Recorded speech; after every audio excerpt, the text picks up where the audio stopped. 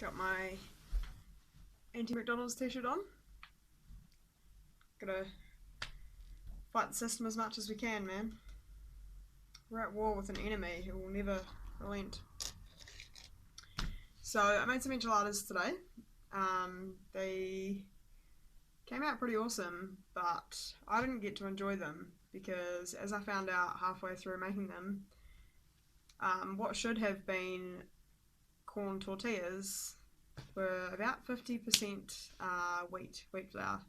So I'm a glutard, which means that if I eat gluten, my dick will fly off.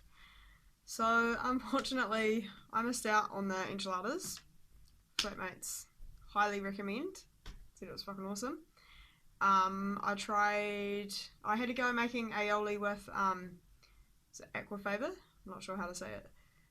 The juice out of a can of chickpeas.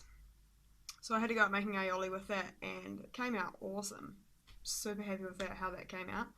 So yeah, the pumpkin enchiladas. We use seasonal food, produce as much as you can, because why not? Shop to save. Give it a go. So I've got half of a buttercup pumpkin that I've diced into, it's about a 1 centimetre dice. So I'm just going to cook it in some water here, just so it's nice and tender. I don't want to overcook it because I don't want to destroy any of the nutrients in the pumpkin. But I'm also going to recycle this water and I'm going to turn it into stock. And then I'm going to cook my rice in it because it's a good way of kind of retaining any of the nutrients that do go into the water. We can put it back into the rice. Cool, so my pumpkin's cooked. It only took about 12 or so minutes. It doesn't actually need to be cooked all the way through, just because the enchiladas are going to go in the oven for about half an hour. So if it doesn't actually, if it's not cooked all the way through, that's all good. So that pumpkin's going to go in with my tin of chili beans, and that's going to form the filling. So what I've got in here is just some scraps for a vegetable stock. So there's just some onion skin, some carrot scraps, a couple of bay leaves. There was I had a red onion that was getting a bit old, so I just trimmed it up and chucked it in. And then there's 3 or 4 garlic cloves in there. I don't even bother about peeling them. I just chuck them in. So this is going to go into the water from the pumpkins that I've saved. So I'm going to cook this out for about 20 minutes or so it'll make a nice stock to cook my rice in. And there's also a pinch of chili flakes in there as well. The stock's chilling out at the back there. You don't need to boil the life out of it. You can just chill out and simmer. My tutor at Polytech used to say, stock is like life. If you put shit in, you get shit out. Oh, look at that colour. So I've just mixed it up.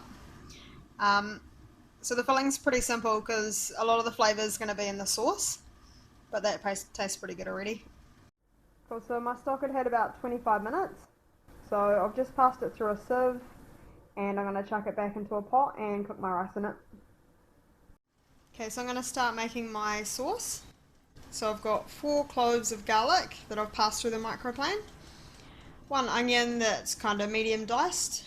I'm going to sweat that in some olive oil with, so there's a pinch of chili flakes, a teaspoon of smoked paprika, we've got a tablespoon of ground coriander. Coriander seeds are better in my opinion, they've got a better flavour, but I don't have any at the moment, so just use what you've got. And I've got 2, it's the chargrilled capsicum, it's those ones there, just because they've got a real nice kind of smoky flavour to them. You don't have to use those, you can, if you've got access to like a gas cooker, if you've got gas hobs, just get a capsicum and char it off. We've got a tin of tomatoes, and I'm probably going to use a couple of tablespoons of tomato paste as well, just because it's concentrated so it intensifies the flavour. And I'm going to probably put in maybe like 1/4 cup of sweet chilli sauce, because sweet chilli sauce is life.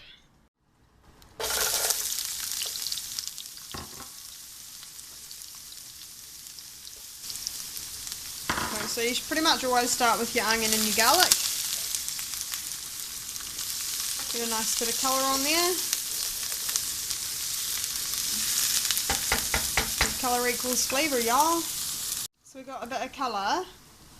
I'm going to chuck in my paprika, chilli, ground coriander. Get this party started.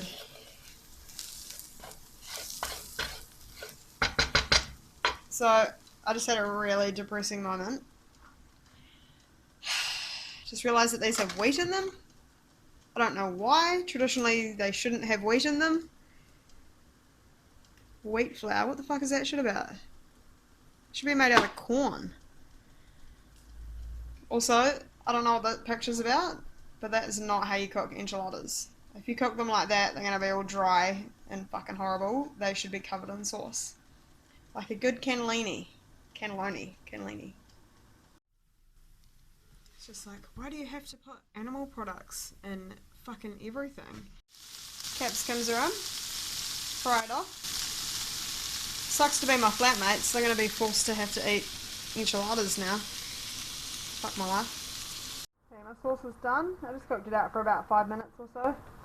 So I'm just going to leave it to cool down and then chuck it in the blender. Okay, sauce is ready. I blended it up so it's nice and smooth. So obviously the packs come with sauce already, but it'll just be sugary bullshit. This one's way nicer. And I think I have a theory on why there is wheat flour or gluten in the tortillas, because they're way more like flexible and pliable than they normally are, than like the plain like straight corn tortillas that you usually use like in a restaurant situation, or the ones that you know, traditional corn. Generally we blanch them first in oil and it softens them up so you can roll them. Whereas these ones are quite soft and ready to go. Which is handy, I guess, but it's kind of bullshit if you need gluten-free. So you probably want about like 2 tablespoons of mix.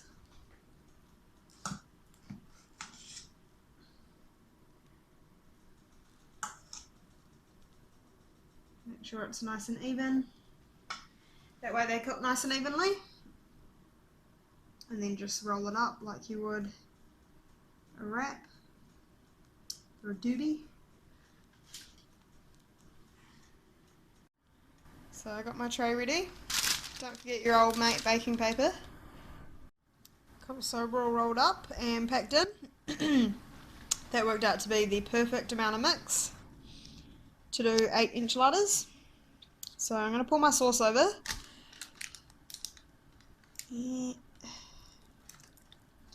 I want it to be well coated in sauce. Like I said earlier, you don't want any dry, because they'll go hard and crispy. Well, if you like hard and crispy, you can leave the sauce off the edges, but I want it to be quite well coated.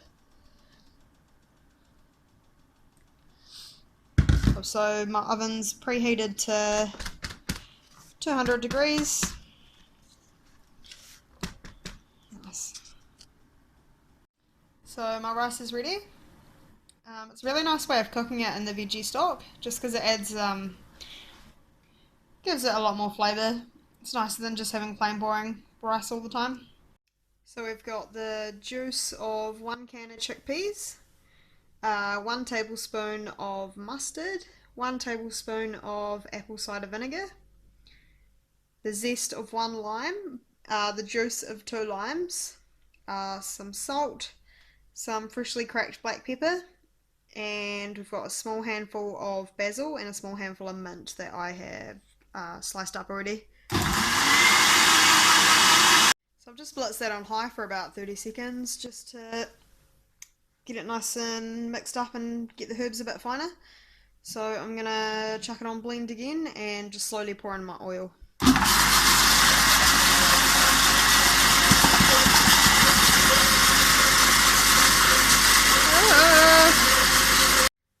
So it's got a nice, very aioli-like texture, considering it doesn't have any eggs in it. It's fucking tasty.